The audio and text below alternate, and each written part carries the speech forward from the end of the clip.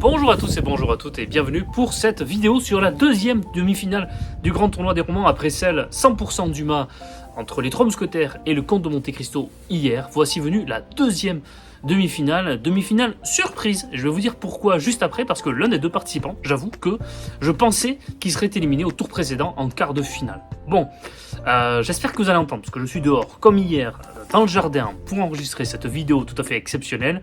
Il y a un peu plus de vent aujourd'hui qu'hier, il fait un peu moins beau. J'espère que vous allez quand même entendre, malgré les conditions du jour. Bon, alors, cette demi-finale, elle oppose qui? Eh bien, on a aujourd'hui Les Misérables. Enfin, vous le savez, parce que de toute façon, vous avez le titre de vidéo, donc ne faites pas semblant de pas savoir, mais peut-être que parfois, pour certains, la vidéo se lance automatiquement après la précédente et vous n'avez pas vu le titre et vous êtes complètement dans la surprise. Eh bien c'est parti, première adversaire de cette demi-finale, premier participant, Les Misérables, voilà, de Victor Hugo. Voilà, je vais bien le montrer à l'écran, pour certains qui se plaignent que je bouge le livre quand je parle. Oui, je bouge le livre quand je parle, parce que je fais pas forcément attention à ce que je fais de mes mains.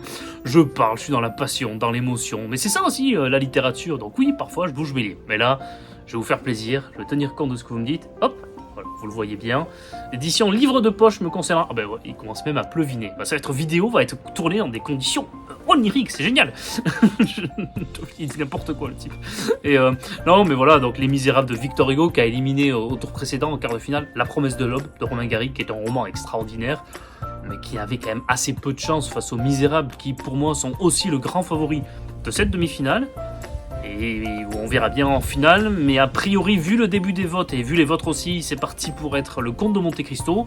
C'est ce que j'avais pronostiqué, hein, une grande finale, le Comte de Monte Cristo contre les Misérables. Ça s'annonce palpitant, mais on n'y est pas encore. Il y a quand même une demi-finale, ne jouons pas le match avant de l'avoir fait. Donc Les Misérables de Victor Hugo qui a éliminé Romain Gary, La Promesse de l'Aube au tour précédent. Et justement, voilà, le deuxième, celui qui a éliminé l'un des grands favoris du tournoi, qui était Crime et Châtiment, qui depuis le début du tournoi remportait ses duels de manière assez éclatante. Crime et Châtiment de Dostoïevski, ce roman génial dont je vous ai déjà parlé ici, a été éliminé par 1984 de George Orwell, voilà, que j'ai dans cette édition folio. Et puis là, c'est l'édition livre de poche des Misérables, qui a du vécu, hein, qui a vieilli, parce que je l'ai lu 2 fois. Donc, le livre, je l'amène partout, je le prends en voiture, à la plage, dans des sacs et tout. Donc, c'est vrai qu'il a un peu vécu, mais c'est ça aussi qui fait la qualité d'un livre et de son vécu. Voilà. Donc, là aussi, encore une fois, comme hier, chef-d'œuvre oblige, vous en avez plein des éditions. Donc, à vous de vous faire votre propre choix par rapport à vos préférences, par rapport à la qualité de la couverture, la qualité de la mise en page à l'intérieur, comment vous préférez lire, quand c'est petit, quand c'est grand. Bref, à vous de voir vraiment quand c'est espacé, quand c'est resserré. C'est vraiment ça, à tout un chacun de voir. J'ai pas vraiment de conseils à vous faire sur l'édition. Sur la traduction de 1984, là c'est une traduction, je le dis quand même, parce que souvent on oublie les traducteurs alors qu'ils font un travail essentiel dans la littérature. C'est Amélie Audiberti qui a traduit donc 1984 dans cette édition. Le duel. Voilà. Le duel, a priori, ce sont 2 livres là aussi qui n'ont rien à voir. Et pour le coup, c'est assez vrai. On peut quand même faire quelques rapprochements. Comme hier, je vais faire un résumé très très court de ces 2 romans, mais le but ce n'est pas de présenter séparément les 2 romans. Il pleuvine vraiment. Là c'est vraiment des conditions dont je vous parlais hier assez, et l'état du livre ne va pas du tout s'améliorer. C'est génial, mais on va continuer. Allez, c'est parti, c'est le grand tournoi des romans. On a fait ça au Colisée, on va pas s'arrêter pour 3 gouttes de pluie, dit-il avec les cheveux qui commencent vraiment à se mouiller. Mais c'est génial, j'adore. Bon, je vais quand même aller juste protéger les livres, hein. Voilà, je suis de retour sans les livres. J'avais envie de les protéger quand même parce qu'ils n'ont rien demandé. Donc voilà, ils sont à l'abri. Moi, je continue la vidéo, mais de toute façon, elle va pas être très très longue parce que je présente, comme hier, voilà, je le disais, je présente donc le duel entre les deux. 1984, c'est l'histoire d'une Angleterre qui aurait survécu à une grande guerre nucléaire entre l'Est et l'Ouest. Et il y aurait 4 ou 5 grands pays qui existent dans cette terre, et l'Angleterre est une province d'un des grands pays qui s'appelle Océania, je crois. Je ne sais plus exactement le nom, parce que je l'ai lu il y a quand même longtemps, et là je ne l'ai pas relu pour ce grand tournoi des romans. Et on va suivre les aventures de Winston Smith, dans mes souvenirs, le nom du personnage, qui est un employé, voilà, modèle de cette nouvelle société dans laquelle en fait tout est sous contrôle. On a le fameux Big Brother is watching you, qui vous surveille tout le temps. Même chez vous, il y a un écran qui fait que le Big Brother, ce gouvernement factice, peut vous surveiller. Et en fait, tout est sous contrôle. Il n'y a plus de liberté d'expression, il y a la censure. Une société qui est vraiment organisée de A à Z. Vous n'avez plus aucune liberté, mais tout semble être fait pour le bonheur des gens et ils n'ont pas à s'inquiéter de conditions matérielles, etc. Il y a même la langue qui a été effacée, la précédente langue, avec une nouvelle invention d'une nouvelle langue qui s'appelle la novlangue. C'est rentré même de manière très connue. Et on a même un gouvernement qui est là pour effacer même l'histoire. Donc il n'y a plus d'histoire, on ne peut plus savoir ce qui s'est passé avant, etc. Donc c'est vraiment une volonté de tout effacer, de tout reconstruire de nouveau, d'effacer les mémoires des gens. Voilà, d'effacer les mémoires des gens, les contrôler, les priver de liberté, les priver même de conscience, les priver de pensée, de réflexion, etc. Voilà. Ça, c'est 1984. Le bouquin, il a eu un impact mondial extraordinaire. Je veux dire, il a toute sa place dans cette demi-finale. Moi, je dis pas que c'est une surprise parce que c'est un mauvais livre face à Crime et Châtiment. J'adore Crime et Châtiment. Je pensais qu'il gagnerait face à 1984, mais 1984 est un immense chef-d'œuvre et il a toute sa place là. Il a eu un impact considérable. Le livre est époustouflant. Vous suivez ce personnage, je ne vais pas en dire là plus dans cette vidéo. J'en parlerai, vous verrez dans une vidéo prochaine qui va peut-être pas plaire, mais vous allez voir. J'en dis pas plus là ici. Voilà. Donc, la novlangue, ça c'est connu, Big Brother, enfin bref, et même politiquement, il est repris par des gens de droite, des gens de gauche, le côté orwellien, etc. Enfin, ce genre de chef-d'œuvre a eu un impact quand même assez incroyable. Et c'est là qu'on reconnaît aussi des grands classiques, des grands chefs-d'œuvre, c'est leur impact dans la culture, dans la pop culture, et au-delà même de ceux qui l'ont lu. C'est-à-dire que même ceux qui n'ont pas lu le livre savent ce que ça représente à peu près. 1984, George Orwell, Big Brother, etc.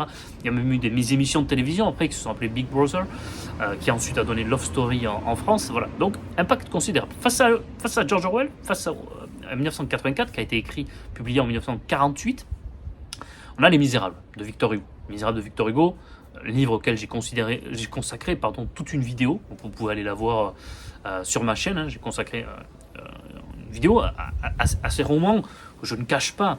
C'est peut-être mon roman préféré de tous les temps. Vous pouvez dire en commentaire, comme hier, en fait, votre préférence, et j'en tiendrai compte sur Twitter pour pouvoir voter.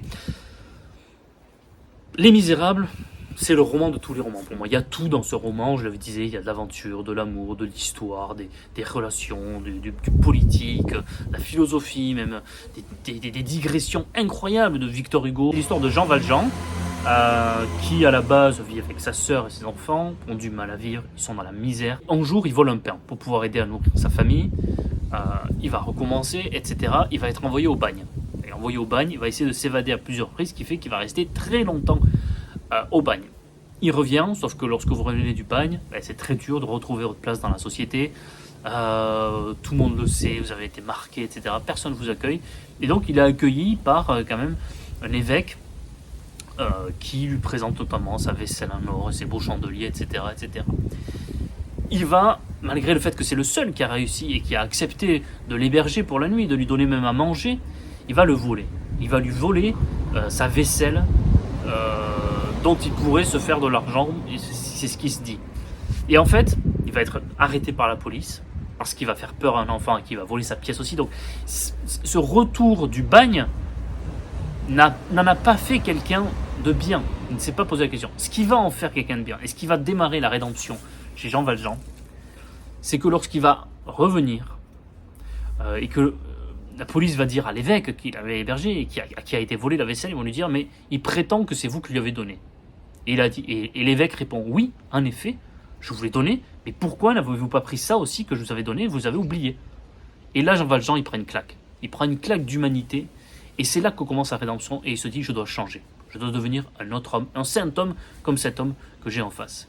Et donc, il va venir en aide à plusieurs personnes, il va créer une entreprise, il va aider en donnant de l'emploi à tous les gens de l'entreprise, etc. Mais ne va jamais le quitter son passé. Et il y a un inspecteur, notamment Javert, qui va tout faire pour le rattraper. Et donc c'est la lutte entre Javert et Jean Valjean. Mais c'est aussi la lutte pour la survie de tous ces misérables. On peut penser à Gavroche, ce petit enfant des rues. Cosette aussi. Cosette qui a été confiée par Fantine, sa mère, aux Thénardier, qui sont d'affreux personnages. Et Cosette, en fait, elle va être ensuite adoptée par Jean Valjean qui va tout faire pour l'aider. Cosette va ensuite rencontrer Marius, etc. Là, il pleut vraiment. Donc, on va vraiment accélérer. Écoutez, c'est épique. C'est ça aussi le grand tournoi des romans. C'est la pluie, c'est la météo. Et donc, a priori, ces deux romans, donc, je le disais, n'ont rien à voir entre eux. Et pourtant, on peut tout à fait les comparer. Pourquoi ? Parce que on pourrait se dire qu'on pourrait laisser un choix au personnage des Misérables. Et si, matériellement, économiquement, socialement, vous étiez heureux, mais en dehors de ça, vous seriez privé de votre liberté. En dehors de ça, 1984, et si vous retrouviez votre liberté, mais au prix de conditions économiques et sociales acceptables, que choisiriez-vous ? Et c'est ça qu'on peut donner comme choix au personnage. Bon là, il pleut vraiment beaucoup, on va rentrer, c'est n'importe quoi. Et donc je disais, voilà, ce choix qu'on pourrait proposer soit au personnage des Misérables, voilà, vous ne serez plus des Misérables, par contre, vous n'aurez plus cette liberté. Au personnage de 1984, vous aurez la liberté, en échange, vous n'aurez plus forcément l'égalité. Ce choix, finalement, entre l'égalité et la liberté.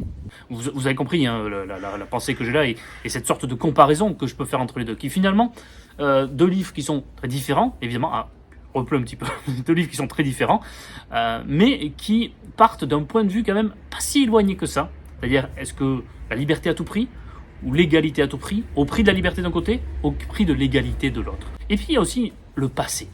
Le passé qui compte énormément dans Les Misérables, qui est totalement effacé dans 1984. Est-ce qu'il faut effacer le passé ? Est-ce que le passé peut être un poids ? Pour Jean Valjean, c'est un poids.